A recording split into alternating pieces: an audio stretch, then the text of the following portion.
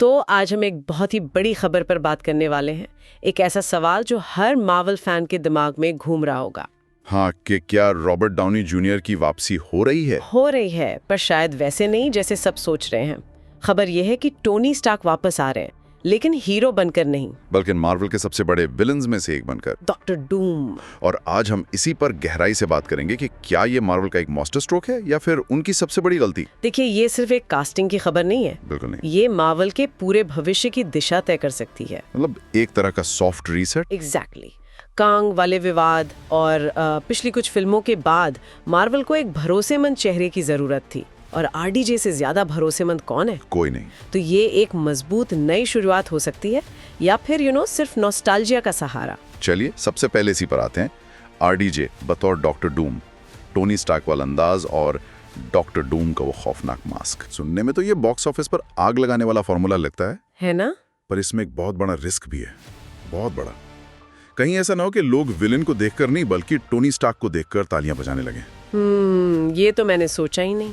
RDJ की screen presence इतनी जबरदस्त है, क्या वो सच में एक ऐसा विलेन निभा पाएंगे जिससे लोग नफरत करें, या फिर डॉक्टर डूम का खौफ मतलब वो एक मजाक बनकर रह जाएगा? ये बात तो है, अपने सबसे पसंदीदा हीरो को विलेन के रूप में स्वीकार करना मुश्किल तो होगा, बहुत ज्यादा। तो अगर वे इतना बड़ा दाव खेल रहे हैं तो कहानी को भी उतना ही बड़ा होना होगा। सुनने में आया है कि डूम पूरे मल्टीवर्स में तबाही मचाएगा। बिल्कुल, और जो लीक्स हैं उनके मुताबिक कहानी का जो सेंटर है वो विलेन की यात्रा होगी। अच्छा। हाँ, हम डूम के नजरिए से मल्टीवर्स को बिखरते हुए देखेंगे। ये एमसीयू के लिए बिल्कुल नया है। हमने हमेशा हीरो के सफर को फॉलो किया है।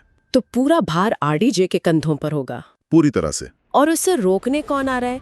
पेड्रो पास्कल रीड रिचर्ड्स के रूप में फैंटास्टिक फोर को लीड करेंगे, और उनके साथ थंडरबोल्ट्स की टीम भी होगी। किरदारों का पूरा मेला लगा दिया है। और सिर्फ नए नहीं, पुराने चेहरे भी हैं। नॉस्टैल्जिया का तगड़ा तड़का, जैसे इयान मैकेलन, पैट्रिक स्टीवर्ट, मतलब पुराने एक्समैन। अरे वाह। और एक मिनट, मैंने ये भी सुना कि चैनिंग टैटम गैम्बिट के रूप में आ रहे हैं। हाँ, वो प्रोजेक्ट तो सालों से अटका हुआ था। मुझे तो याद भी नहीं कि ये खबर पहली बार कब आई थी। हाँ, पर यहीं पर हमें थोड़ा संभल कर सोचना होगा। मतलब? देखिए, हमने मल्टीवर्स ऑफ मैडनेस में भी यही देखा था, बहुत सारे कैमियो, पर कहानी कहीं खो गई थी।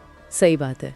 तो मार्वल को ये पक्का करना होगा कि ये किरदार सिर्फ फैन सर्विस के लिए ना हो, उनका कहानी में कोई मकसद हो, वरना ये फिल्म एक कैमियो फेस्ट बनकर रह जाएगी। ये खतरा तो है, लेकिन एक बात है जिससे भरोसा बढ़ता है, पर्दे के पीछे की टीम। लेखक स्टीफन मैकफीली और निर्देशक रूसो ब्रदर्स वापस आ रहे हैं। हाँ, एंड गेम वाली टीम।